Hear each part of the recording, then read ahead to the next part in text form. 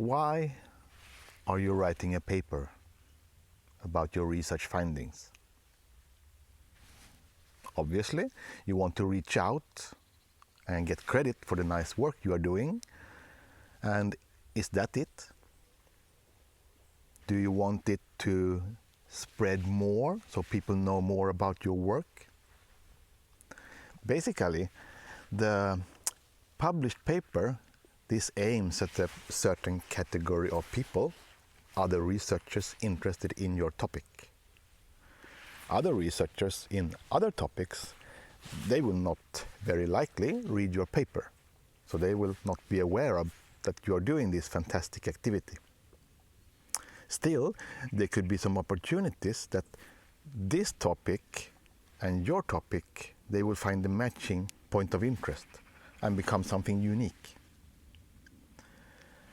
And to reach that, there's only one way, and that is to do other things related to communication and dissemination of your results.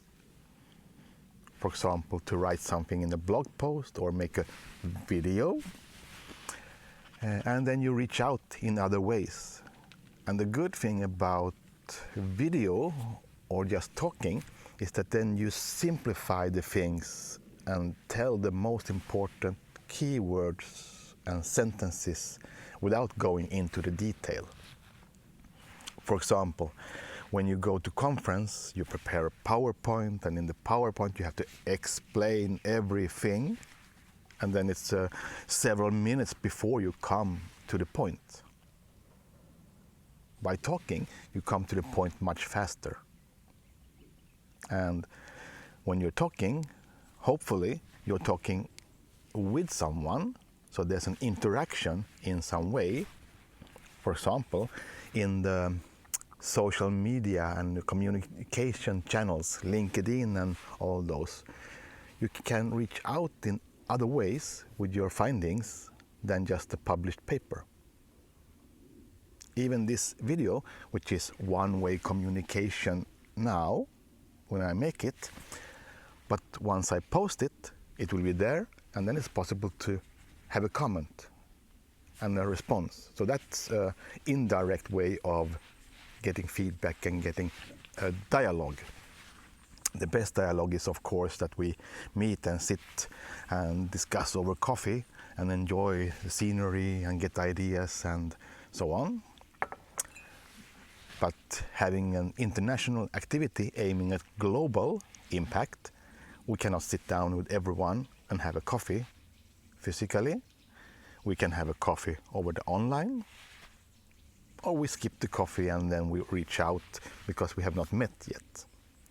So the posting of your research findings in social media or other channels, video, Instagram, whatever, is a way to create opportunities that some people know more about your work, and the ultimate aim is actually that they will think this is so interesting, so they contact you and propose something. And then you start to have an interaction, and when you have the interaction, you will have opportunities, guaranteed, sooner or later. But not many people will go back and look for a paper and think this is so super interesting, so that I will contact this person to propose something where I'm active in another topic. So scientific publication, this is very good for digesting the things and think about it, what you want to say. But once you have done that, you have actually already prepared yourself for discussions with other people and discussions about collaboration and new ideas.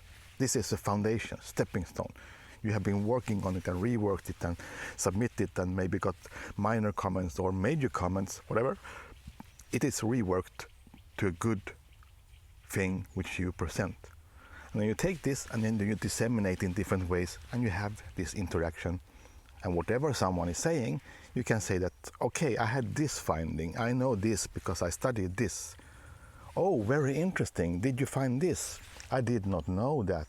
Okay, maybe I can combine this with my things here. You have something substantial to talk about from. So in such way, you can get opportunities which are not expected, and you will need opportunities because here you have activity which is funded probably in some project. If you're a PhD student, it is paid and you have a deadline and you will have your PhD.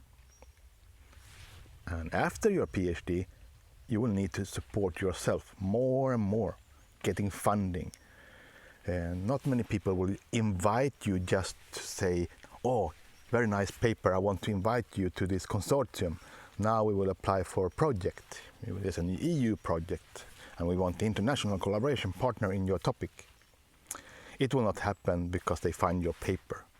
It may happen if you are active and people see that you are visible with this activity and they think that here is an expert, maybe I can invite them to be in the advisory board. And once you have been invited to be the advisory board, then you're part of the proposal. If you're part of the proposal, you're part of the consortium.